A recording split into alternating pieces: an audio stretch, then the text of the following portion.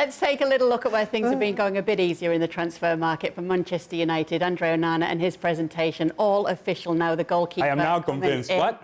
Here he is, little look at him as well. Rob Dawson has actually been alongside the Manchester United team, and while he's been there, he caught up with Raphael Varane to talk about the future, including Onana and the manager Ten Hag. Obviously, there's going to be a change of goalkeeper now, a goalkeeper that you like, someone that you've seen on TV in the past played against. Yeah, I think he's very good with the ball, very comfortable. He brings a lot of confidence to the defense, so we'll see. Looking forward to play with him. When the manager has gone into the transfer market to bring a new player here, that it's not only about how good they are on the field, but it is about the character, what they bring to the dressing room. Do you feel that as well, that that's what he's looked at with the players he's tried to bring here?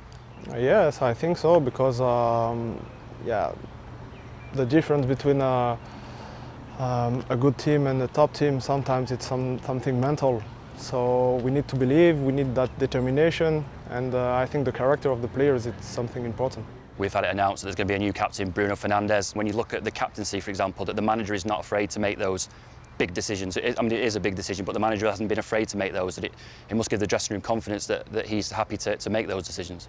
Yeah, I think he wants a team with a character, and he's the leader, so he has to show by himself, and I think yeah, he's not scared to take this decision, to take the responsibilities. So that's what we expect from the manager, and he did it. So I think he showed by example. Let's start with Onana, Robbo, and talk about what he's going to bring to this side that David De Gea didn't. You heard what Varane was saying there, and we saw him when he was playing for Inter. He's composed on the ball. He makes good decisions. He'll go long when he needs to go long. He'll play short when it can be played short. But he's also a good goalkeeper. He's athletic. He makes good saves. He's good when the ball comes into the box. He's got the all-round qualities that you need from a top-class goalkeeper. And I believe, as Varane again said, he's got a strong mentality, and that's what they need. De Gea was a brilliant goalkeeper over many, many years for Manchester United, but he was just starting to come to the end. This is a goodbye for him. Starting to look pretty decent, this Manchester United squad, isn't it? That's a good signing. I mean, he will make mistakes because he does take chances, but I think what he's got the personality to shrug the mistakes off. I think, you know, Man United goalkeepers over the years has been a graveyard for some, and I think what they're getting on top of De Gea moving on, they're getting a serious upgrade.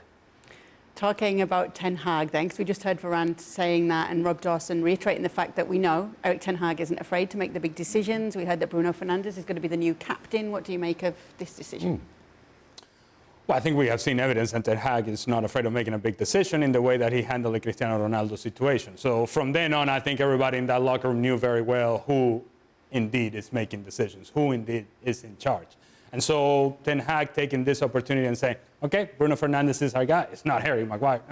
No, thanks. That's not happening. He's not going to play. And so therefore, we need somebody out on the field that we can trust to be that guy.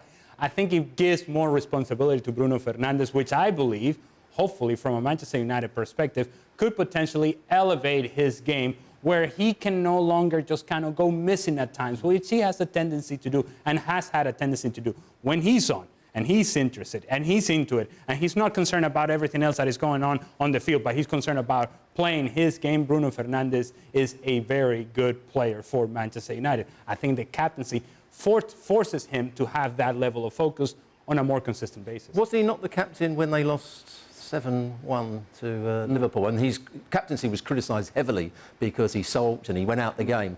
That would be my only concern. Yes, Ten Hag had to make the decision, a new captain. I'm not sure that Bruno Fernandes is the right one.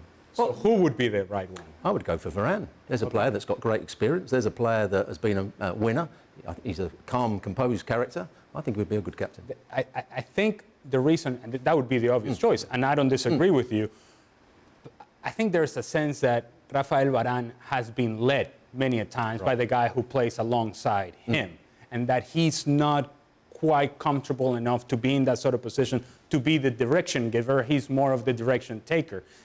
Great player, very accomplished, should have the pedigree to be a captain of a team like Manchester United, but not necessarily the sort of leader that I think you're looking for in a centre-back position. And also, Don, if Bruno Fernandes has been told by Erik Ten Hag, you're my guy, I'm putting my trust in you, does that change things? What, for the player? Yeah, does the player then think, well, I'm not going to mess this up this time? And I think Ali made a good point there, where I think when you watch Bruno Fernandes over the seasons, he tends to do his own thing. So therefore, you're not necessarily captain material. Ali makes the point, and I agree, whereas if you give him the armband, it reins him in a little bit and says to him, you need to be a team player now. You can't just wander off, like Robbo said in the 7-0 against Liverpool. You can't wander off and sulk, and you can't just be a passenger. You're going to have to be a team player. By wearing the armband brings more spotlight on him, brings more scrutiny on him, but at the same time, I think from the player's point of view, I think it elevates your game then into being a team player and not just doing what you want on the pitch. Well, thank you very much for watching ESPN on YouTube. For more sports highlights and analysis, be sure to download the ESPN app. And for live streaming, premium content, and let's not forget as well, ESPN FC 7 days a week, subscribe to ESPN+.